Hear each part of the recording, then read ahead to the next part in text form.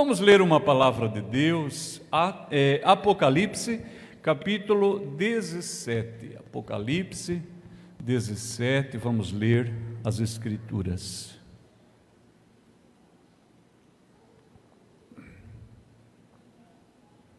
Diz assim a palavra de Deus: E veio um dos 7 anjos que tinham as 7 taças, e falou comigo dizendo: Vem, mostrar-te-ei a condenação da grande prostituta, que está assentada sobre muitas águas, com a qual fornicaram os reis da terra, e os que habitam na terra se embebedaram com o vinho da sua fornicação.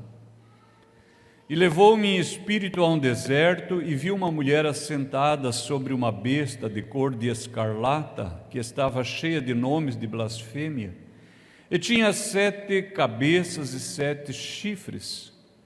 E a mulher estava vestida de púrpura e de escarlata, e adornada com ouro e pedras preciosas e pérolas, e tinha na sua mão um cálice de ouro cheio das abominações e da imundícia da sua fornicação. E na sua testa estava escrito o nome Mistério, a grande Babilônia, a mãe das prostituições e abominações da terra. E vi que a mulher estava embriagada do sangue dos santos e do sangue das testemunhas de Jesus. E vendo-a eu, maravilhei-me com grande admiração. Amém. Até aqui somente a leitura da palavra de Deus. Igreja querida, esse texto ele contém muitos ensinamentos, é um texto muito amplo que abre muitas janelas, mas eu gostaria de nesta manhã, com a ajuda do Espírito Santo, compartilhar um pensamento mais direto e mais uma aplicação para nós nesta manhã.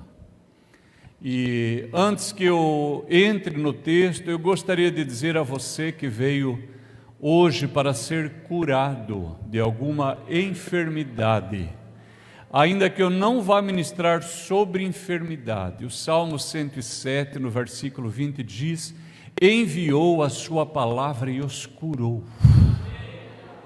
Aleluia! A leitura da palavra, a meditação, a exposição dela, traz cura para o povo de Deus. A parte B do versículo diz assim: e os livrou de destruição. Se há alguma arma preparada contra a sua vida, sua empresa, sua família, saiba, você está protegido, você está escondido com Cristo em Deus. Aleluia!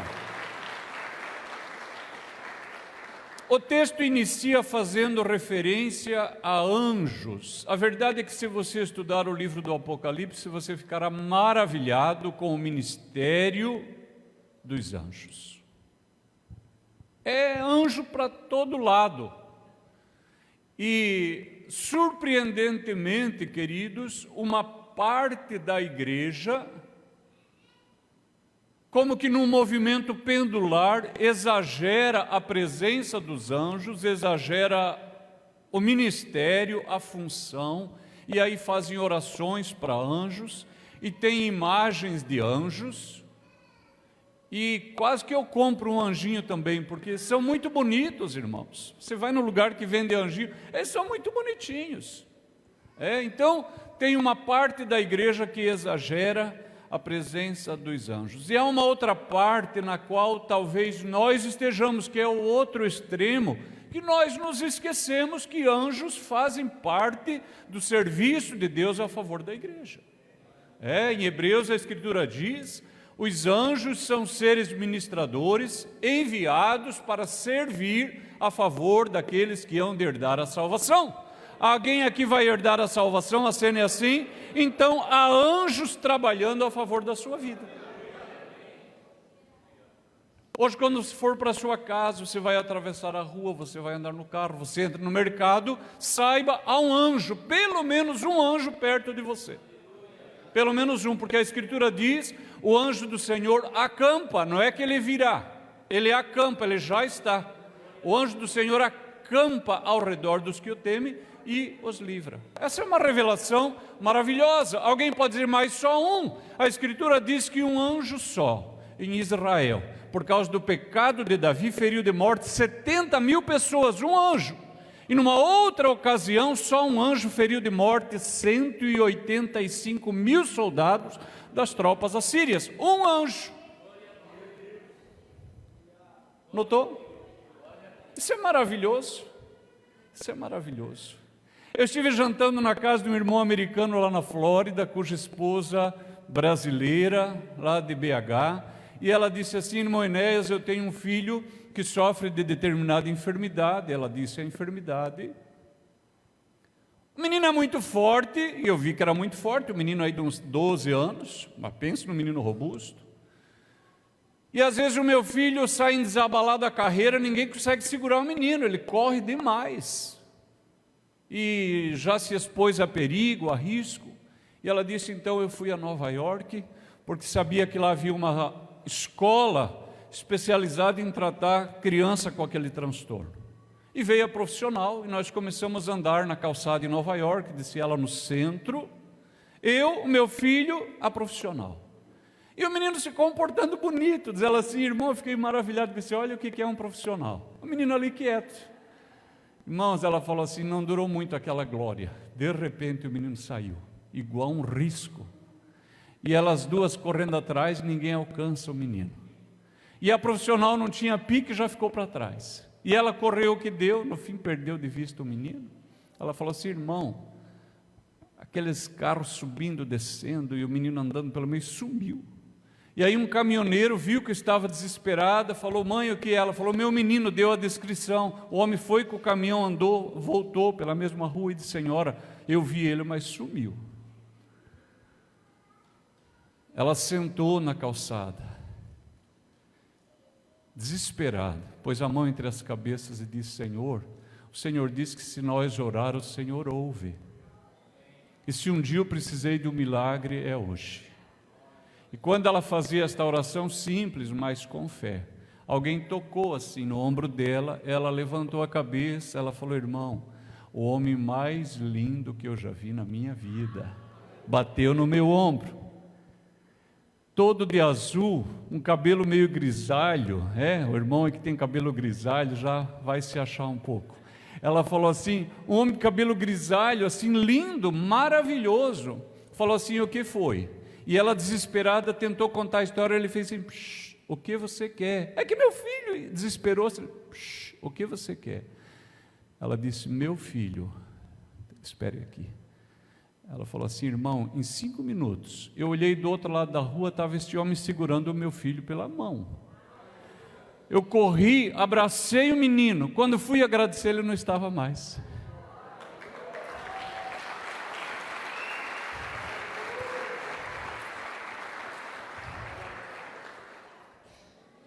A palavra de Deus diz que Jacó, quando fugia do seu sogro Labão, estava já longe das terras do seu sogro, e o sogro com gente armada, com gente forte. Na noite que antecedeu o encontro em que Labão encontraria Jacó, o Senhor apareceu para ele e disse, você não faça para Jacó nem mal nem bem. No outro dia ele se encontra, e ele diz assim para Jacó, poder na minha mão para te fazer mal eu tinha, mas o Senhor me apareceu ontem e disse, não faça mal nem bem, fala nada. Então eles se confraternizam, o sogro volta para casa, mas se você ler o texto, a Bíblia diz que Jacó prossegue o caminho, contorna a montanha de Gileade, e quando ele contorna, do outro lado da montanha, tem 2 exércitos de anjos. Olha que coisa linda! Jacó não ia precisar orar, irmãos, os anjos já estavam lá. 2 exércitos, ele falou, o nome desse lugar aqui é Manaim, que significa 2 exércitos. Aleluia! Isso é maravilhoso, isso é maravilhoso. Então nós podemos ficar tranquilos aqui, o Senhor está provendo, está trazendo milagre, está trazendo resposta de oração. Agora veja que esse anjo aqui ele tem uma função específica. Ele diz: venha, eu vou te mostrar a condenação da grande prostituta. Ela está assentada sobre muitas águas. Irmãos, aqui não está falando de rio nem de mar, está falando de ajuntamento de pessoas, multidão de gente. Quem gosta e tem curiosidade, presta atenção na capa do livro Leviatã, de Thomas Hobbes. Os irmãos vão ver que ali parece que tem um personagem muito poderoso, muito forte, mas quando você olha de perto, aquele personagem é composto de pessoazinhas minúsculas, pequenas. Esse é o Leviatã, é a besta que sobe do mar, é um ajuntamento de águas, ou seja, um ajuntamento de pessoas. E a besta é o governo humano, que se opõe ao governo de Deus e do seu Cristo. Amém, queridos? Preste bem atenção e que o Espírito Santo traga revelação, porque às vezes o crente se associa com a besta, ou por ignorância ou por rebelião. Talvez hoje vá doer um pouquinho, mas é que o Senhor quer nos salvar. Então a besta é o governo humano que se opõe ao governo de Deus e do seu Cristo. E o texto diz que com ela fornicaram os reis da terra, os que habitam na terra se embriagaram do seu vinho. Agora olhe, a besta que está assentada sobre muitas águas, quando o anjo vai levar o apóstolo e também o profeta, diz que levou-o a um deserto. Por quê, irmãos? Se você lê o texto e parece que está cheio de vinho e de alegria e de prazer, mas a besta está num deserto. É porque a pessoa longe de Deus, o coração dela é terrivelmente vazio, é árido, não frutifica. A pessoa passa a noite numa festa, acha que foi o máximo, mas quando deita no seu travesseiro, primeiro tem que afastar o cabelo de perto da cabeça, as mulheres, que está fedendo de cigarro, de tudo que não presta, e a pessoa toda está cheirando a tudo que não presta, e o coração está terrivelmente vazio. Agora olha a diferença. Quando a glória de Deus enche este lugar, e Ele tem feito isso tantas vezes, pode observar, quem nunca prestou atenção, presta atenção, quando o Espírito e a glória descem, parece que você não tem mais fatura para pagar, parece que está todo mundo curado, que está todo mundo milionário, você está pleno, você está satisfeito, e você deita na sua cama, repousa sua cabeça, seu coração está feliz, tremendamente feliz, cheio da presença e da glória de Deus. Então notem,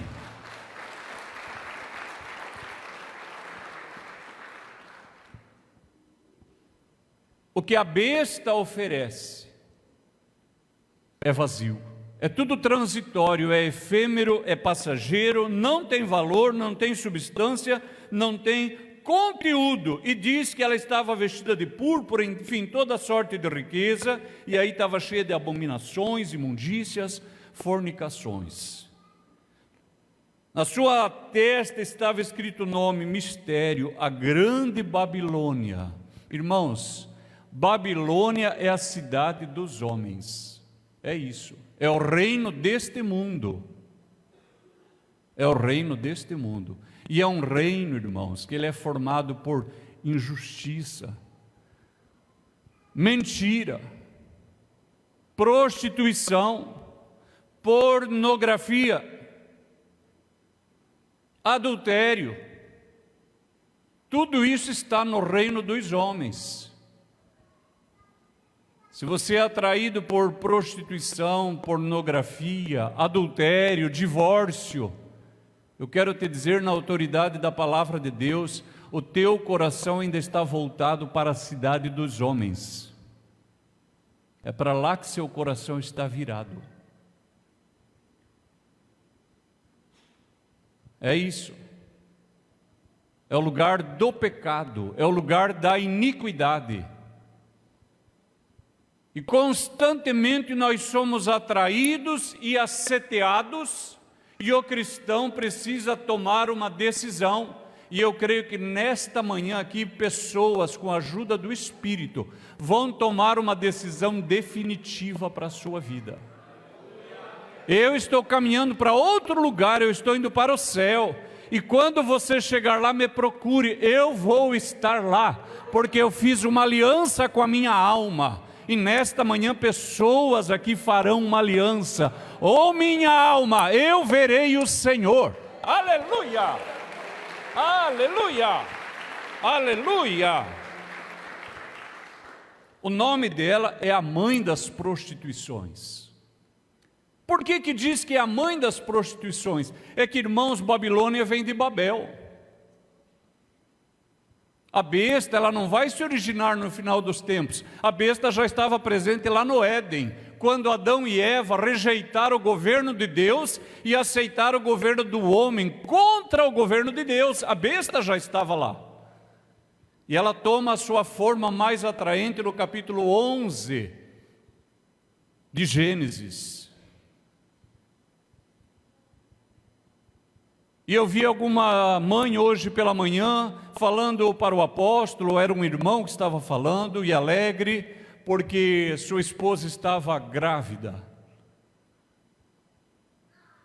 E ontem uma irmã me recebeu e disse: pastor, aquele dia que o senhor orou, fui abençoada, estou grávida. Esses dias alguém foi visitar a nossa igreja, e eu estava na recepção, e ela disse: irmão, eu não vou tomar água aqui dessa igreja. Eu falei: por quê? Ela disse: eu vi um monte de irmã aqui com bebê, mulher grávida, e eu não quero ficar grávida. Eu falei: vai ficar igual, irmã, aqui é lugar de bênção, de multiplicação, de procriação.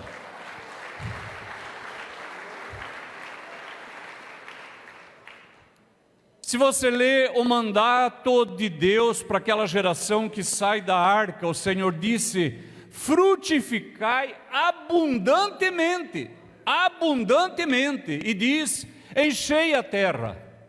Era esse o mandato de Deus para aquela geração.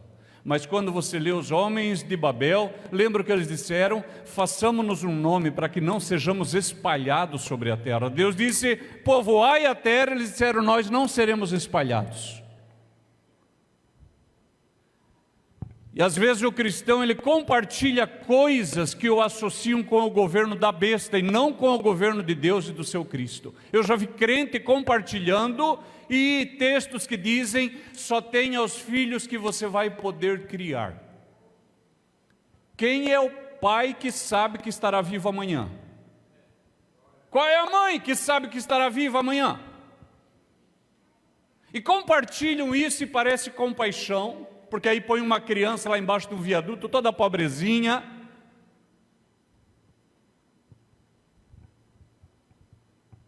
Esse é o governo da besta. Eles estão trabalhando diuturnamente contra a família. Bem, eu quero te dizer, minha irmã, prepare-se. O Senhor está abençoando o seu útero agora. O ovário policístico está sendo curado. Você, irmão, que é impotente, que é estéril, receba a cura nesta manhã. Alegre-se, realize-se, encha a sua casa de filhos e viva a beleza de ter uma família que se multiplica. Aleluia! Aleluia! Aleluia! E quando nós lemos o capítulo 10 de Gênesis, nós não sabemos quem edificou Babel. Ou melhor, quando lemos o 11, mas no capítulo 10 está dito que é Nimrod. Aquele homem, ele foi divinizado. Ele se tornou um homem-deus. Agora vejam, aquela rebelião que estava em Babel. Aquela revolta contra o governo de Deus, contra o mandato de Deus, aquilo que estava lá em Babel, aquela idolatria,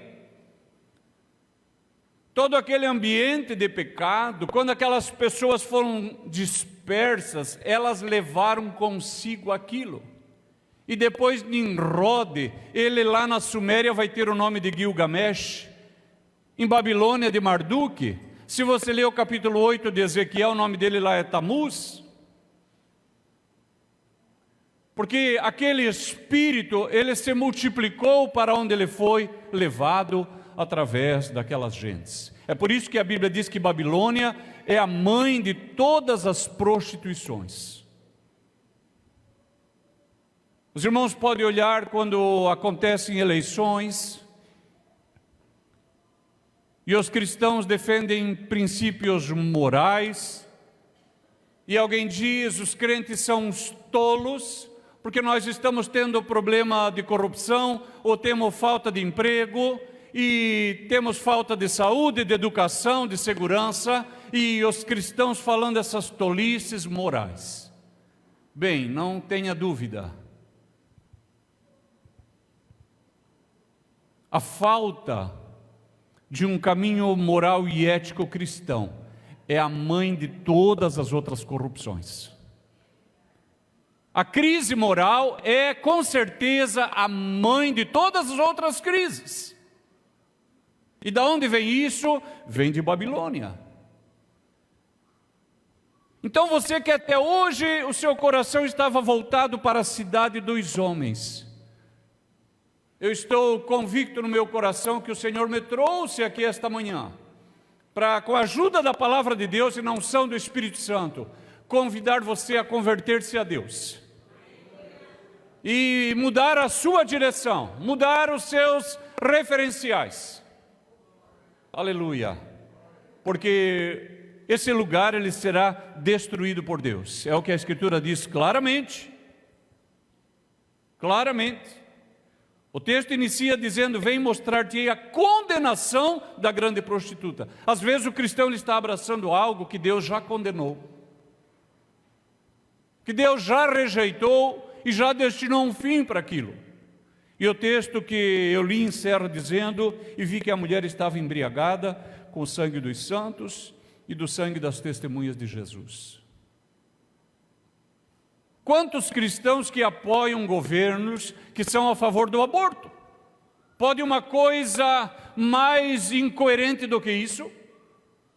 Pode uma discrepância maior entre a fé e a prática desse crente nominal? E se nós olharmos ao redor do mundo, governos que fecham igrejas, eu não vou citar nenhum nome. Quem tiver curiosidade, pesquise, e descem igrejas, derrubam torres de igrejas, fecham elas, prendem pastores, prendem padres, prendem religiosos.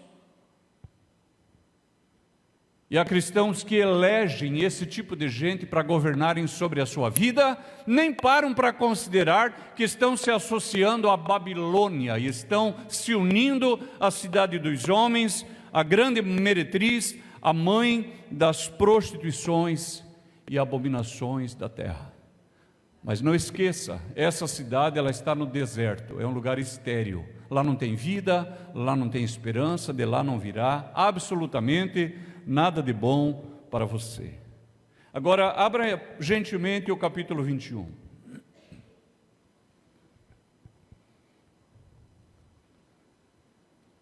No capítulo 21, versículo 1 diz assim: vi um novo céu e uma nova terra. Estamos indo para lá, amém?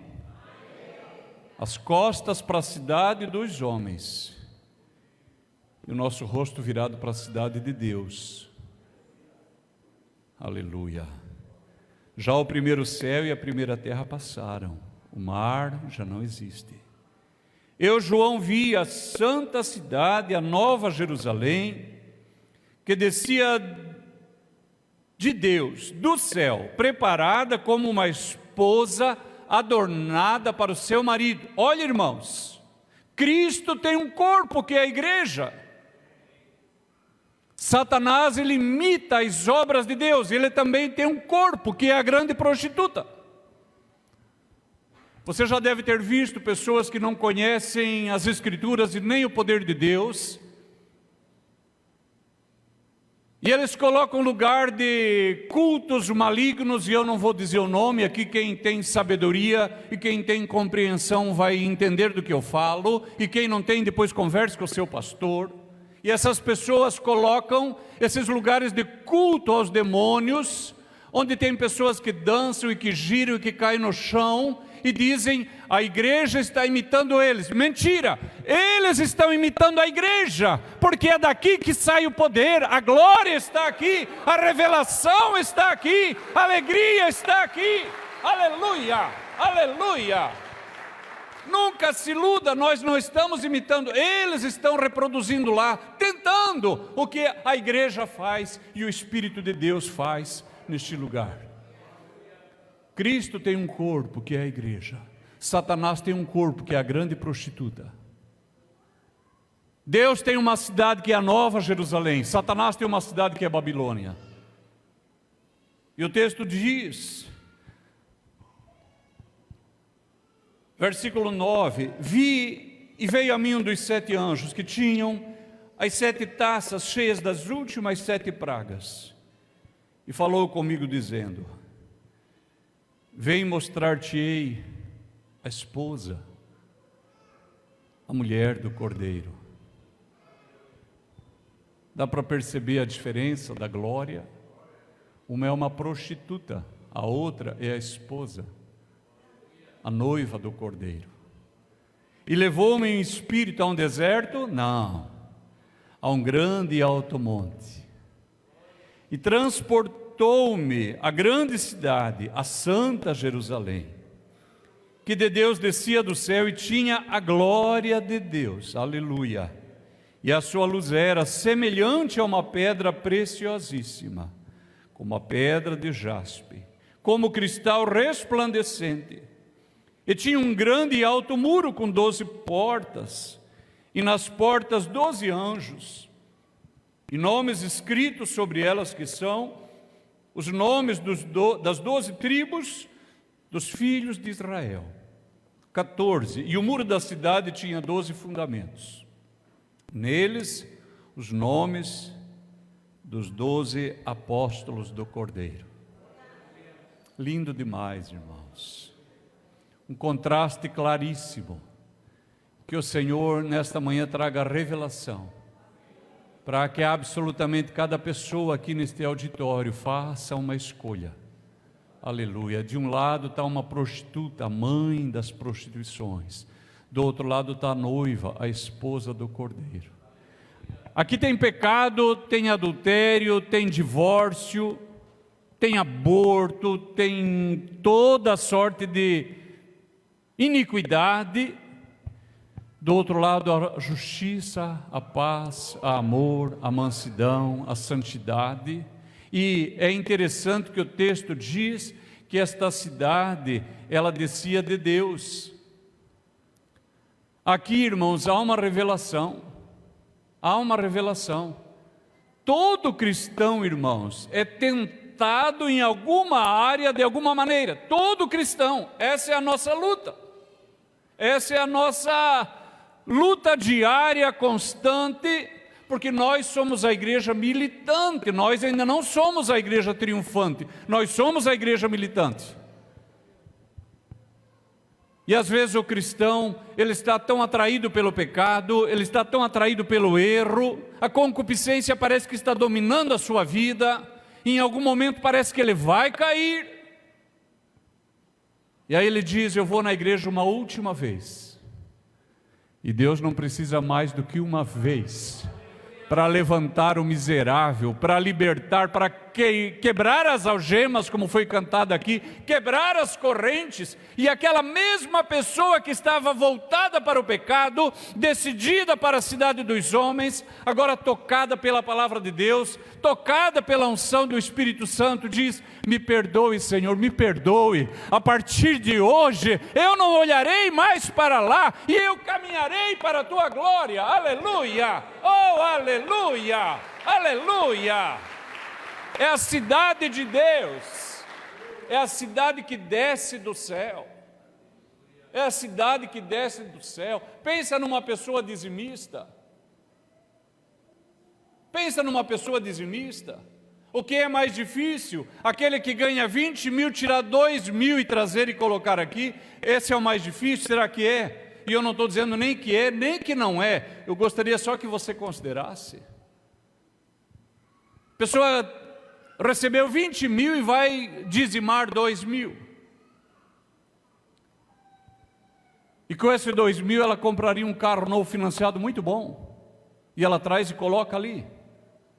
E na outra ponta nós temos aquela irmã aposentada que ganha 1.200.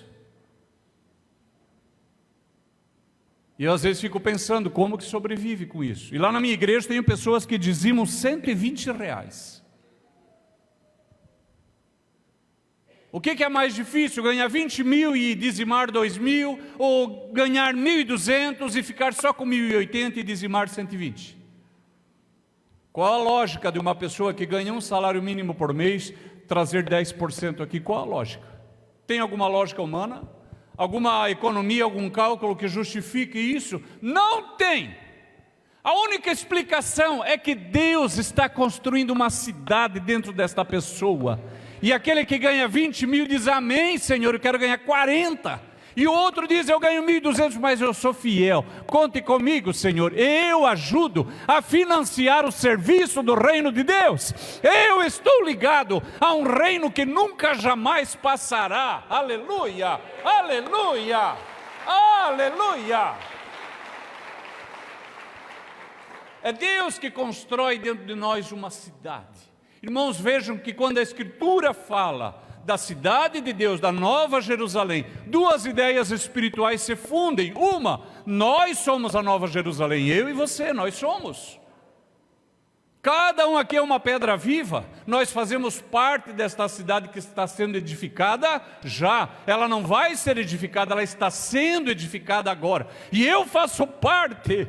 Eu sou uma pedra viva. Há um fogo queimando no meu coração. E aí há pessoas que são pedras vivas dessa edificação espiritual, que é a Nova Jerusalém. Aleluia! Oh, aleluia! Aleluia! Aleluia! Aleluia! Mas há uma outra cidade, e elas são a mesma, que o Senhor já está fazendo no céu também. E há quem diga que ela tem 2.400 quilômetros assim, e 2.400 quilômetros assim, enfim, é um cubo perfeito. Você pode olhar de uma perspectiva matemática, mas nós podemos também entender que é mais do que isso. E não estou dizendo que não seja isso, mas que não se limita. Deus está falando de uma cidade perfeita. Deus está falando de um lugar perfeito, porque Deus é perfeito. E Ele criou um lugar perfeito para nós. E quando nós lemos a Escritura, nós entendemos que lá haverá praça, haverá rio, haverá gente, haverá rua, haverá muro. É um lugar maravilhoso. E um dia quando eu estudava isso, e falava do muro de cristal, rua de ouro, e jaspe cristalino, e eu lembrava que minha mãe, quando nós éramos crianças, eu acho que ela tinha um cubo assim de acrílico, quando tinha uma cidadezinha dentro, eu ficava fascinado com aquilo. E eu disse para minha esposa, por que será que Deus fez de ouro? Será que Deus se engraça com ouro? Por que é que Deus fez de cristal? Será que Deus gosta de cristal? E num primeiro momento eu disse para ela, eu acho que é porque Deus sabe que nós gostamos dessas coisas. Então Ele fez por causa de nós. Mas com o passar dos dias a ideia foi se modificando e eu falei, sabe o que é, Oriana? Não é que Deus fez por causa de nós, é Ele que nos fez iguais a Ele. Ele gosta, então nós gostamos.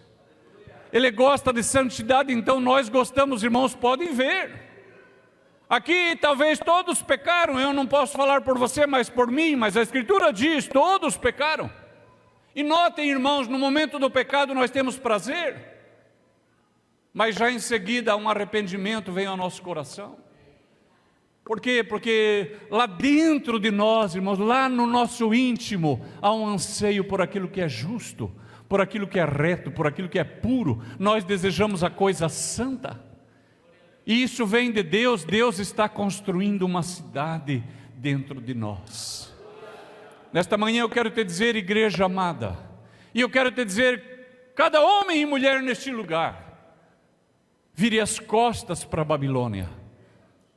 Aleluia. Lá é um lugar estéril, é um lugar de morte. O Senhor já determinou a sua destruição.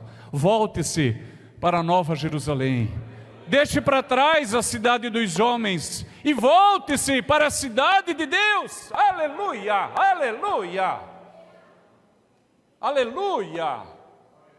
Quando você lê o livro do profeta Daniel, e ele fala sobre os impérios mundiais, e ele fala sobre o império da Babilônia, da Média e da Pérsia, o império helenístico, o império romano, fala da grandeza de todos esses impérios, da sabedoria de cada um, mas ele diz: todos eles passarão.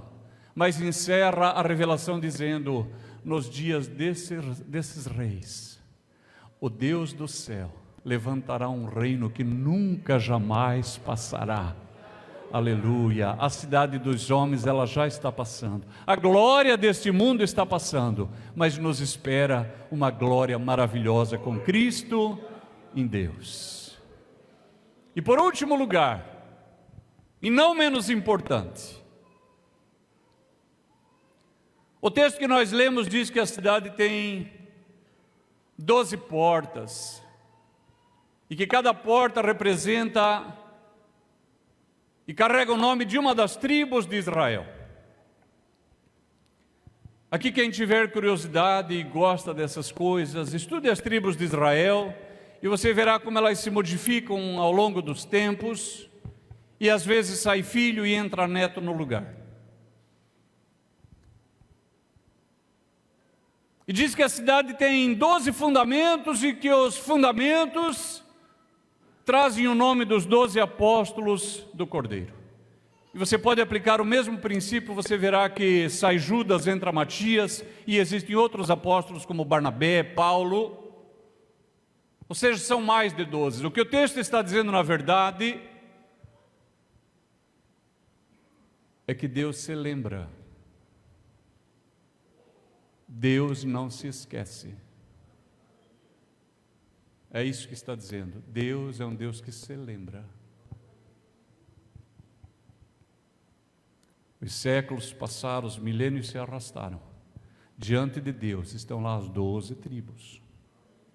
No mundo politeísta, aquelas tribos tiveram a ousadia de dizer: há um só Deus, há uma só rocha. Aleluia. Eles tiveram essa coragem. Irmãos, Deus reservou um lugar para a memória dessa gente. Quando você pensar sobre os 12 apóstolos, considere o desafio daqueles homens. Hoje tem igrejas com programa na televisão. Aqui em Palhoça é até maravilhoso você dizer que é da Filadélfia. Pode aplaudir ao Senhor, porque isso aí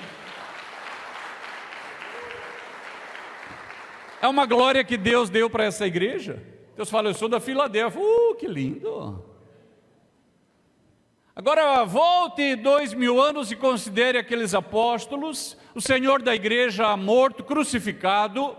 Você diz: mas ele ressuscitou e apareceu. É verdade, mas ele só apareceu para a igreja, ele não apareceu para ímpios. Ninguém mais viu. E aqueles apóstolos, irmãos, tidos por nada, por ridículos, por coisa nenhuma, eles continuaram dizendo: o Senhor ressuscitou. Ele ressuscitou, Ele apareceu. Pedro disse: é no nome de Jesus que vocês crucificaram que esse milagre foi operado. Eles não tiveram mais medo, pode fazer o que quiserem com a gente. É por isso que o profeta Daniel disse: a pedra que é Cristo, ela vai encher e vai encher o mundo todo. Ela vai crescer e vai ocupar o mundo todo. Por conta de quem? Daqueles apóstolos tidos como nada. Mas lá na glória de Deus, há um lugar que eles são homenageados.